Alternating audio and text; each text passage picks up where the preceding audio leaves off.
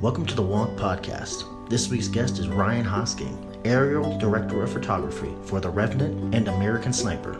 Enjoy. When did you start in the industry? So I started when I was 15, working as a ground coordinator, working at a landing zone on the pilot episode of Fear Factor. The pilot? Pilot. Wow. First one, because we did, so my father's a pilot and a stunt pilot, and so he'd been doing it for a little while, about 10 years before that. Then Fear Factor came around and called him because he had been known to do a lot of aerial stunt work, but kind of weird, unique stunt stuff. Back in the 80s, he did this TV show where they put a little robot arm on the skid of a helicopter, and he used it and he flew and he picked up, they had like a little breakfast set up on a table, and he flew the helicopter and he picked up like a bowl of cereal, poured it in a bowl, grabbed milk, like fruit, set it down, and he did that, and they timed it. And then he did another one where he picked up a pencil off a table and then put it into a pencil sharpener While flying? while hovering a helicopter. It's called a Jet Ranger. It's a small, kind of like a two-bladed helicopter. And Wow. So sharpened this pencil, and then ever since then he started doing a lot more random stunt work, a lot of like crashes, stuff like that. And then Fear Factor came around. And one of the guys, the stunt coordinator at the time, was a guy named Perry Ellis. And Perry had called, and he had buddies with my dad, and said, like, hey, we got this weird show, and it's like a stunt contest thing. They're going to eat gross shit, and they're going to do a bunch of stunts. Are you interested? It's like, sure, So we went out there, and it was kind of this funny running joke throughout the pilot and the first part of the season. Everyone's laughing at, what are you going to do next season? Because there's no way no one's going to pick this up. Who the hell is going to watch this? Who's this Joe Rogan guy? Yeah, it was, who's Joe Rogan? What the fuck who's going to watch people just eating cockroaches? Who's going to just watch this weird stuff? And so Perry actually used to drive me to set because I couldn't drive at the time. But so he'd drive me to the set, and I'd just sit there at the landing zone, and the helicopter would come in and out. I'd make sure nobody would walk near it, and then I'd put fuel in it, and then went away. And then so as the show progressed, it ended up catching on and picking up and doing real well. So that's when I started doing more like stunt coordinating through that, working more as like a stunt coordinator meets an AD kind of thing, coordinating the movements of the helicopter and safety stuff. And Now, how do you coordinate that? Is it just like pen and paper? a little bit, yeah. So a lot of it is they come to us with like we have these, they'd have these meetings that brainstorming, what do we want to do, and then we come up with some ideas and stunts throughout everyone, and then they'd tell us, all right, well, how do we make this happen? What do we do to make this? And then we'd kind of sit down with them and be like, all right, well, they wanted to do one where they had, say, two helicopters next to each other, and they had lines connecting a like balance beam, and they had to like walk back and forth between it, which on paper a lot of people just think that's, you kind of just sit there, but there's a lot of variables, a lot of other stuff to it. So things like that, you got to sit down. So I'm like, all right, well, if you want this to happen, we get with our stunt guys and we say, all right, well, we need, the helicopter is this big. Say, the rotors are 8 feet long or whatever from where you need to be. And so we need 20 feet of line on each side, and we need a platform this big, and we need to fly it like this, and it's got to be in this kind of position and that sort of thing. And so that's kind of where our coordinating comes into it. Then we just take that all and we usually have a day or two of testing it. Then we come back in and shoot all the stunts. That's dope. Yeah, and it's pretty similar with most feature films and stuff like that. But Fear Factor, we were real heavily involved with the planning and the coordinating. And you were the lead planner for that. One of them. I mean, my father was one of the main guys that come up with a lot of that at the time. From when I was about, 15 to 20 doing the show. I was more of just kind of I was there with him, helping him out, planning, kind of doing that. And then as it progressed, I'd start doing a little bit more stuff for him as far as showing up on prep days and meeting with coordinators and producers and that sort of thing. Yeah. But it kind of just spiraled from a little bit of work there to kind of what we're doing now. Yeah, so you went from Fear Factor to what? Well, we did Fear Factor for a long time, and then You and your dad? Me and my dad, yeah. And then as things got a little bit progressed in our lives, I started film school because I kind of got bit by the camera bug. I was doing a lot of actual flight training and Nice. stuff Where'd you like go? that. Well, my father's also an instructor too, so I do a lot of flying with him. We'd ferry stuff back and forth and So I worked with him a lot doing that, and I started training, but I didn't really have that drive to be a pilot, you know? Yeah. And knowing what he does, in order to do that, you have to like live, breathe, and eat flying and aviation. And I love it, but I don't. It's just not for me. No, you're a camera guy. I'm a camera dude. Yeah. So I left when I was about 22. Went to film school for a little while up in Salt Lake, and then Texas, and then back here in Santa Monica. And then I came back in and jumped and started working as a camera guy, doing reality TV stuff for about 7 or 8 years, various shows like that, and then waited and kind of earned my way back into working as a camera guy, doing helicopter stuff, so flying in helicopters and shooting and that sort of thing. Yeah. So when you were ACing and stuff, Yeah. when you were doing that, like you did a lot of the Gordon Ramsay stuff, right? Yep, we did almost all the Gordon Ramsay shows that he did. Yeah. He for a uses long the time. same crew over and over again, huh? Yeah, I mean, he had his own production company that did a lot of it, and was kind of really heavily involved and liked using the same people because they kind of understood what we were doing and how he liked things to do. So yeah, that's why I came in, and I was acing for a long time on that, and then worked my way up as like an operator and then a director of photography for a little bit, That's dope. with finishing on like Hotel Hell Yeah. and some of those shows. You So also did Wipeout too. did Wipeout, yeah, same How's thing as that? like an assistant camera guy and stuff. Wipeout was fun because it's so entertaining. It was just 30 or 40 people a day that, and 15 of them, 20 of them, like had no business really being on like an obstacle course. I mean, Yeah. but they were there obviously for entertainment. So there was a lot of spills, a lot of fun days, but long. I mean, when we did Wipeout, we were shooting 14, 18-hour days. Oh damn. Because if it starts running behind or someone gets hurt, everything slows down a little bit, and you have to get through people because they shoot episodes in like a week. So it's like a Monday, Wednesday, Friday for like the whole episode. And Yeah. so if you don't have enough time, because in the downtime in between each day, they have to swap around the sets. So it's super hectic. We watched a lot of people get hurt. Yeah. Did you ever get to do the set? No. I got a bad ankle and a bad knee, and so I had no reason to be up there. Yeah. I would like definitely hurt myself. But I Yeah. watched other crew members try it and just make complete asses of themselves. I remember, I don't know who told me. I don't know if it was you or somebody else that told me that like the difference between Wipeout and American Ninja Warrior is they want you to finish American Ninja Warrior, whereas Wipeout, they want to see how bad you can wipe out. Yeah. That's dope. It was very, they'd have stunts, they had like 3 doors, right? And they get up there and they'd be like, all right, like, you just got to pick a door and run through a door. And hopefully it's like the door that, doesn't have anything behind it. And every door would have something behind it. So they would just like get up there and be like, all right, like, I'm going to go to door 2 this time. And they'd like run to door 2 and they just hit a button. It's door 2. Yeah. And Or that goes punching, through. that punching glove. Yeah, that's all controlled by someone. Those up just pushing a button until They're- someone falls off. There's just buttons and people laughing and producers and yeah. Oh, that's great. I mean, it's all pretty random, especially the punch wall and stuff. And they'd add in like the paint spraying and stuff like that. Yeah. But yeah.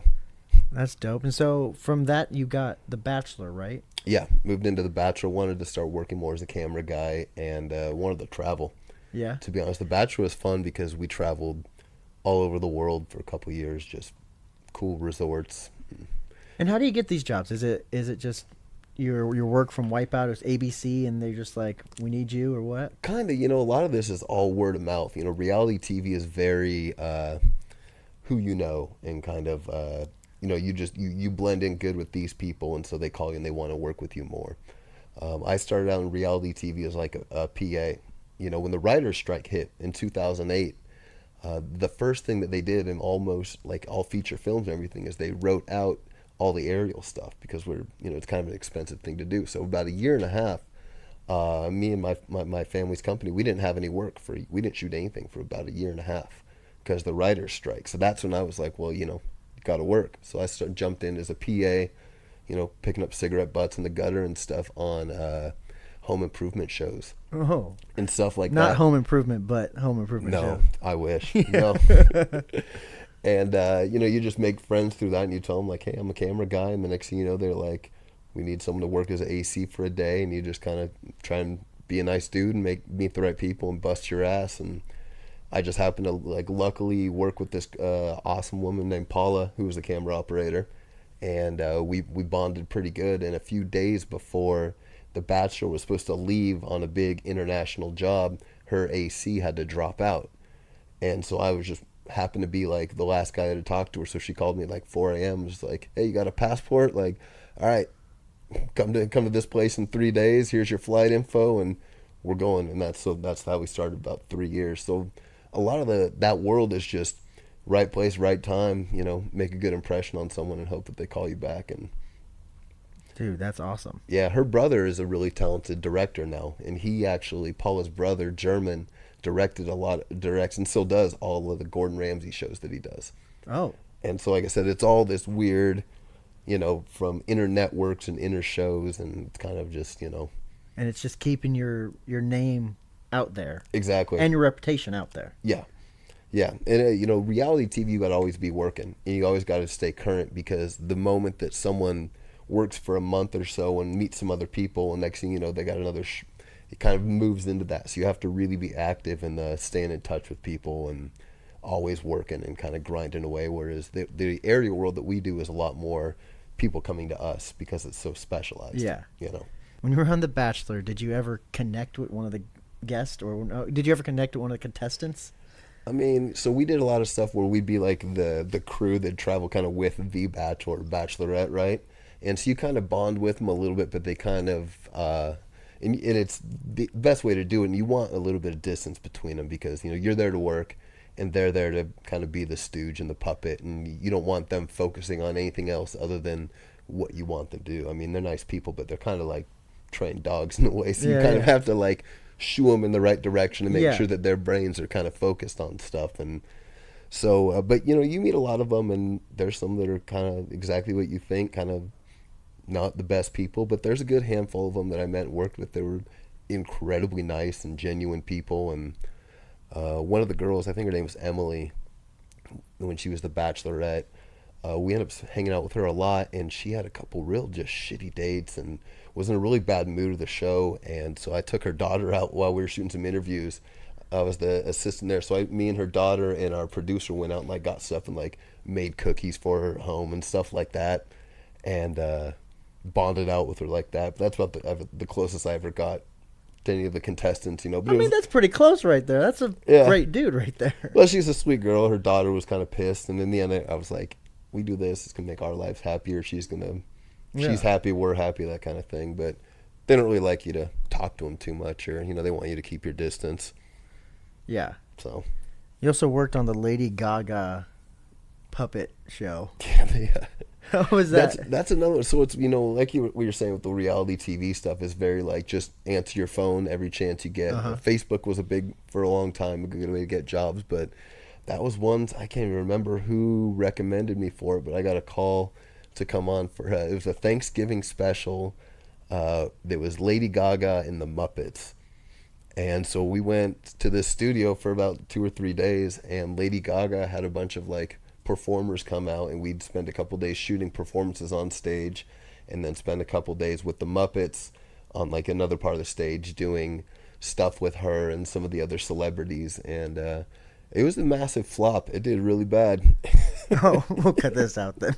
Whatever. No, it's all good. It's it's I mean, it's still gosh, she might win the Oscar, so it's like she was all right. She was nice to work with. She was pretty fun, I guess. I'm not a massive like. You're talking about Miss Piggy? Who are you talking about? Yeah, Lady Gaga. Oh, Lady Gaga. Lady Gaga. Like I said, she's in her own world. She's got her own thing, and it's again with talent and stuff. You kind of usually just take a step back, But the Muppets were awesome. Yeah, they were a lot of fun to work with. They crack a lot of jokes, a lot of stuff that they can't film. That's really, really funny. And they're in character too, like all the time. The puppets are saying all these crass things, and they have these like real specific rules about like you talk to the puppet, you don't talk to the guy.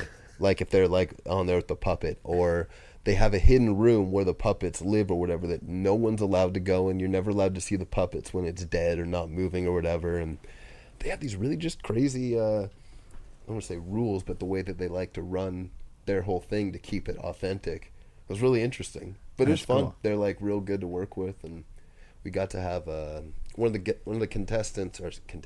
guests on the show was Elton John. Oh, wow. And so I got to sit there in a room of like 15 people, and he sound checked for about 30 minutes and was just asking for requests and jamming out. And that was one of the most like surreal moments of my career. I still remember sitting there on this plastic chair, just watching Elton John just jam out. He's like, just play. What do you want to hear? People just yelling. He could just play anything on the piano. Could play Rocket Man. He'd jam out Rocket Man for a while, just whatever he wanted. Oh. And then when he was done, he just walked over and sat down next to me on these just plastic chairs and pulled out his phone like the most down to earth, normal human being. It was very surreal watching him just. He's one of those guys. At least for me, I've always seen him like on a weird pedestal. I mean, he's like a male Oprah. He just has this weird aura about him, And to see him as like a really down to earth, like super cool guy was like, wow, that's like the most humble dude I've ever seen. And like, would not have expected. Didn't have a massive entourage. It was like having a good time on this weird Thanksgiving special thing, and yeah, it was pretty cool. That's dope. Yeah, it's pretty fun. So, you did a lot of reality TV. Yep. And you got your jobs just through word of mouth and reputation. Yep. Then you went back to film. Yeah. And you went back to aerial photography. Yeah. So the aerial world, the piece of the pie is only so big for the aerial world because it's with most films and commercials and stuff, they shoot for 3 months, 4 months, a month, whatever it is. We usually only come on for a day or two, just because it's kind of expensive to rent the helicopters and planes and all that stuff. So we're usually only on there for a day or two. So there's only X amount of work to kind of go around. So a lot of this world kind of goes to, there's really, to be honest, like 2 guys that do like every film. All the big stuff that you see is kind of run by 2, maybe 3 aerial directors of photography, and then there's probably about another 5 of us that do it for a living now throughout the country, and we kind of do all the commercials, all the smaller jobs, and that sort of thing. So a big part of it, in this world is having connections, and a lot of that comes from family. There's a lot of father-son teams and pilots and that sort of thing, and just paying your dues and being there and proving you can do it. Yeah. So I got some chances a couple times when I was working to fly back and forth to location, and I'd just run the camera system, just because when you're flying to and from, you have to have someone running it to make sure nothing's acting up. So I'd shoot stuff there, teach myself, and we'd fly around stuff, and I kind of build a little reel from there. Then one day when we kind of just had a low budget job that called up that couldn't afford one of the big guys to do it, I kind of got thrown in there and said, hey, here's my reel, and I'll do it for dirt cheap, and just give me the opportunity. And that was with a company called Media Loft that does all the Polaris stuff for like their dune buggy, razor type stuff. And so I got a chance with those guys to go out and shoot for a day and kind of just show them like, hey, this is what I can do. And they were happy, and it was a really good shoot, and kind of just went from there. Then I had an actual commercial on my resume, and I'd shoot for those guys once or twice a year, and then try and catch a job here and there, and then it kind of just builds and trickles from there. Kind of like, the whole industry is very, wait for someone to call you, or, it's recommendations kind of thing. And so it's just all about building word of mouth, and, knowing one day that, someone just needs someone to shoot, and they're like, well, hey, if I can't do it, then I'm going to hand it to this guy. So, yeah. That's awesome. Yeah, it's kind of cool. It's fun when there's a lot of work. It's, a lot of this job is just knowing how to manage your time and be around. There's a lot of just phone calls and prep and stuff you do just to kind of stay in the loop with everyone and everything, and just to earn that 1 or 2 days of work. Yeah. Yeah. So how did American Sniper come about? That was another kind of similar. As I was building my resume and reel, my father worked with Clint Eastwood a lot early on in Clint's career. My dad actually taught Clint Eastwood how to fly helicopters in the late 80s. So they'd been kind of buds, and my dad had done all of his stuff, all of his aerial work. And it's kind of cool. One of Clint's mottos of the way that when he does films is he says every film starts and ends with an aerial, which we always thought was kind of cool. That makes sense. So he's fly in, fly out. He liked my dad, and they bonded out. They were kind of, my dad was from Salt Lake City, Utah up there, and so he was kind of a bit of a country guy, and so was Clint. So they kind of bonded out a little bit on that. And so American Sniper came around, and he had, again, called my dad and needed aerial stuff, and then asked for a recommendation for a camera guy because the guy that Clint usually uses couldn't do it. And so that's when my dad kind of was like, well, hey, I got my boy here, and he's been doing it for a little bit, and, he's working under rate to prove that he can do it. And I got enough confidence in him. If you give him the chance, I don't think you'll regret it. Yeah. So Because you went off by yourself doing the yeah, reality stuff and all the other, you got to kind of build your chops. And if you're going to do Yeah. any of this, you really got to, just like anything, you have to master your craft and understand every inch of it. So I think everyone that works in my field should have to spend time as a production assistant, as a first AC, as a second AC, of all these people, because you need to understand everything about it, and you have to be able to master it, and not only master but love it and understand it. Yeah. That's dope that you went off by yourself for a little bit, like Yeah, for a long bit. It's dope. that's cool. A lot of it too is, as much as I love my dad, he's my best friend, but you also, it's working with your dad, and so there's a lot of like, I'm gonna make it on my own. I wanted to get this whole list of contacts, and I wanted to build this skill set without him. And no offense Yeah. to him, but I wanted to do something that was just me, and it was my own creative thing and my own separate set of contacts. Yeah. So now when I came back, I've got this small group of people that I can bring back into our fold that have eventually moved into different aspects of the entertainment industry. Yeah. So And he can look at Clint Eastwood and said, like, yeah, he has yeah, a lot behind him. yeah. That's incredible, dude. And so it was cool getting a chance to go out there and like meet Clint Eastwood and kind of like watch the dude work. I mean, I can't remember how old he was at that time when he shot it, but not a young dude. He's still out there in like goggles and a bandana, running with the camera crew as they're doing like handheld stuff, handheld scenes. He's like in the dirt running, and then comes back and watches playback. And it's just Wow, the guy that's is awesome. a legit cowboy. I mean, he's the real deal, man. So it was fun working with him and watching that. What's it like game planning with him? He was, you walk up and just has that like, all right, this is what we're gonna do, and I want it to look like this, and you got it.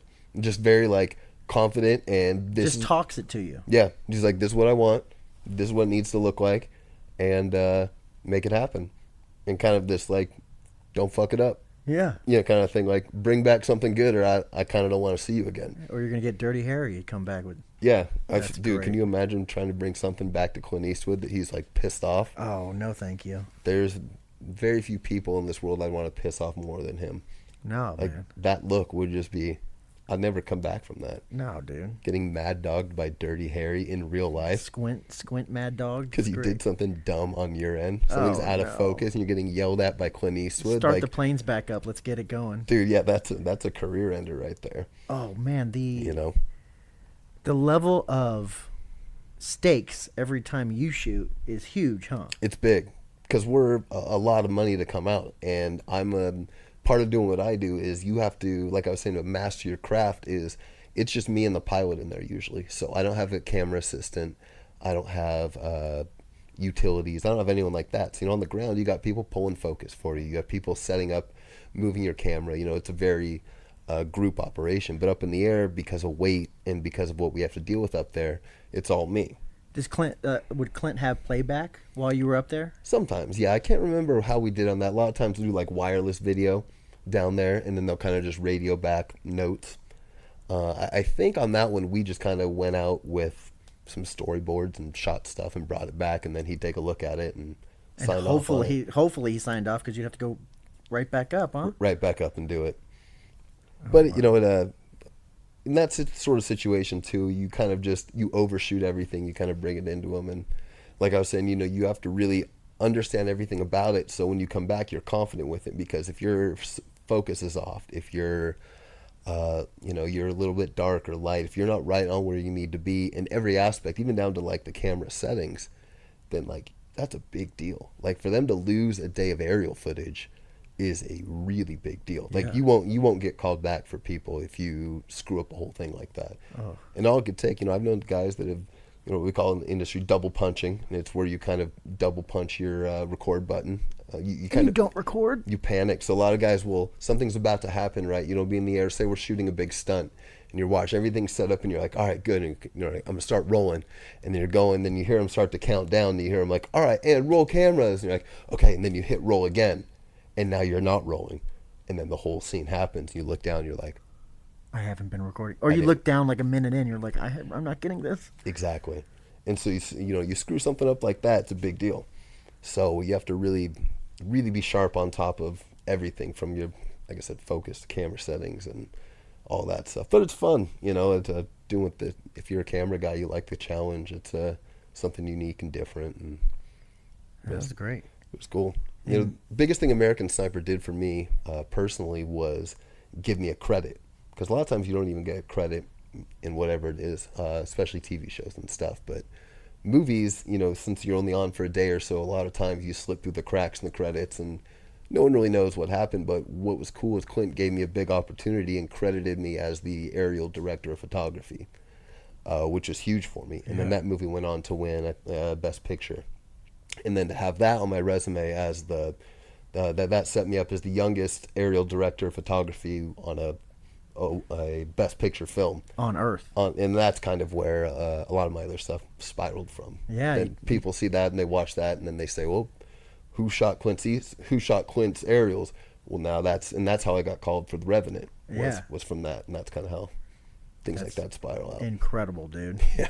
I mean, now it's just a bigger word of mouth. Now you just have bigger people talking about you. Yeah, and that's kind of what you want to do is make the right friends with all the right guys, and then hopefully they brag to their other buddies about it.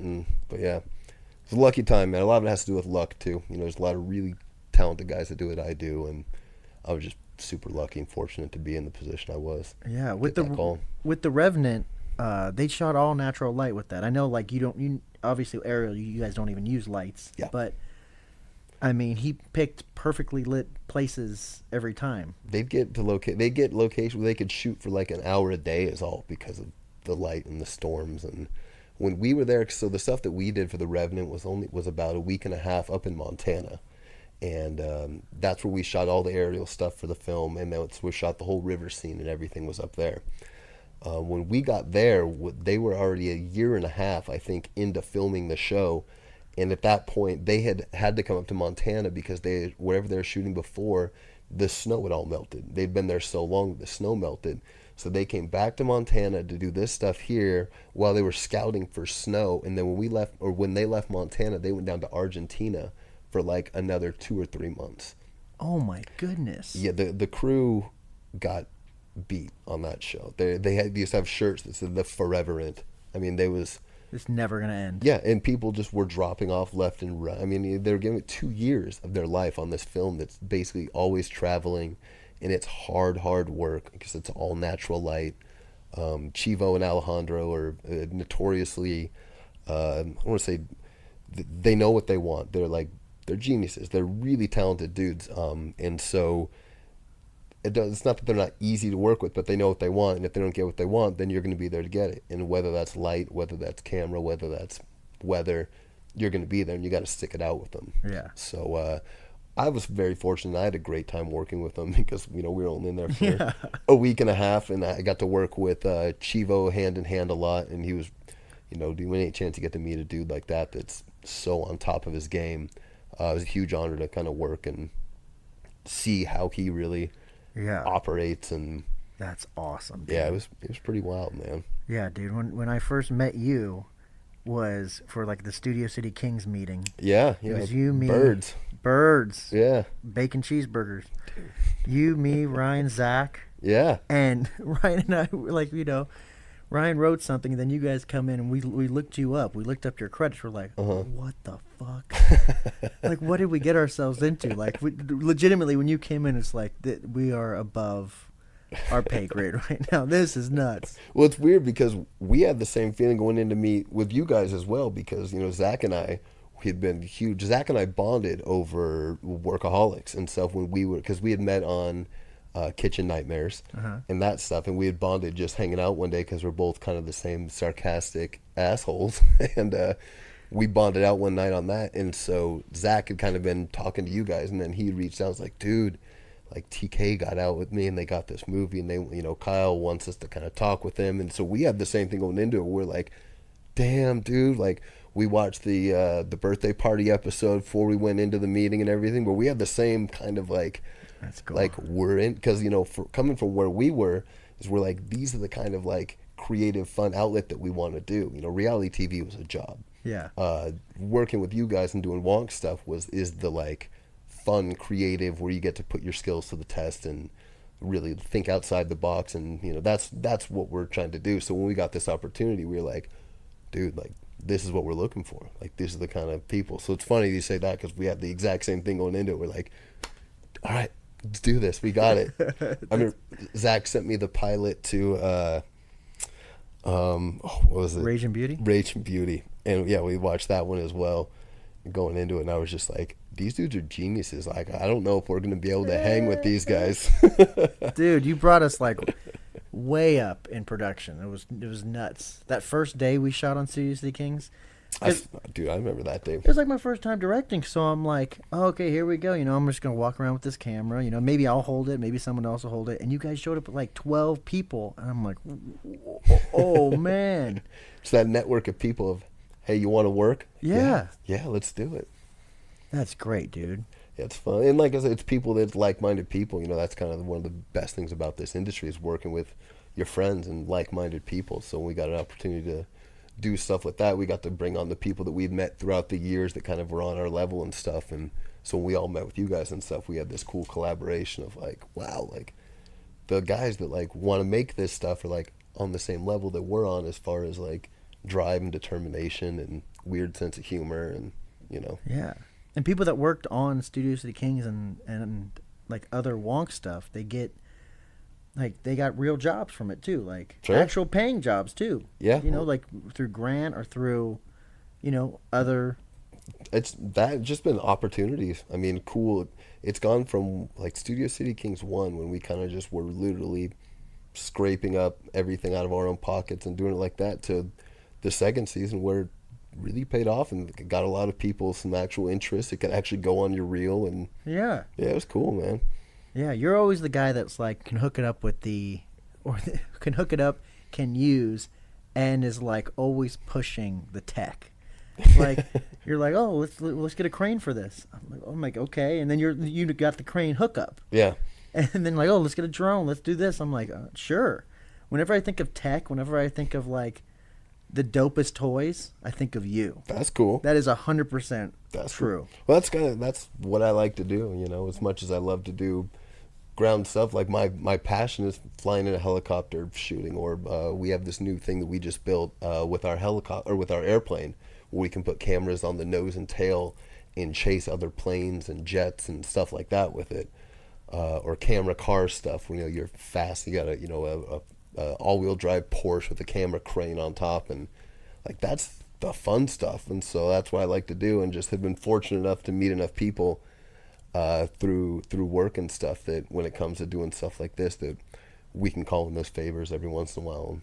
That's dope. Yeah, That's what you're doing now with car stuff? a little bit. Yeah, a little bit of everything. I mean, my main thing is still flying around in helicopters and planes. Yeah. You were doing some stunt stuff, right? With cars or. A little bit, yeah. I mean, I'm kind of just a jack of all trades. If anyone needs me to do something, you know, I don't specialize. There's guys that are the car guys. There's guys that are the horse guys. You know, everyone's kind of got their specialty in the stunt world for the most part, and I'm kind of an aerial guy. But I've done stuff where I've done a little bit of like car driving and stuff. For, you know, we'll have our helicopter if it's something we need to do. I did a show. I doubled for Martin Lawrence on a movie called College Road Trip. Okay. Back in the day. Cool. You look like him. That's how I got the job. Yeah. They're like, you look just no. It was super high up, so they could never. Sure. But I was driving around in a police vehicle, like a police captain's vehicle in Chicago, and so I just drive around. They just speed up, slow down, kind of get over, and they call that not as much stunt, but that's like precision driving is what they would call that. But it's funny. We were up there. Driving on the freeway, and they're like, all right, we need you about like 50 miles an hour for this move or whatever. And so I'm kind of just mid lane doing 50, and I'm starting to notice that like people aren't getting near me. Nobody wants to pass the cop. And then when they get near me, they look over, and it's like weirdo Ryan up there driving, and they're like, what's going on? And so we had a couple times that we had to just pull over and go away because like they're like, yeah, you were changing traffic. The shot doesn't even work because it looks like there's just like a bunch of traffic behind me because nobody wants to like go past the cop that's doing 55 miles an hour, you know. That's cool. But yeah, it's fun stuff. Yeah. What do you got working with? What are you working on right now? We're doing right now Yellowstone season 2, which has been on I think Spike Dope. right now, and then it's Paramount's first kind of like original series for their TV thing with Kevin Costner. Yeah. So we did a lot of fun stuff with that in season 1. So we're doing season 2 of that right now. We also got another show coming out. It's called Spoilers. It's about the race between Ford and Ferrari.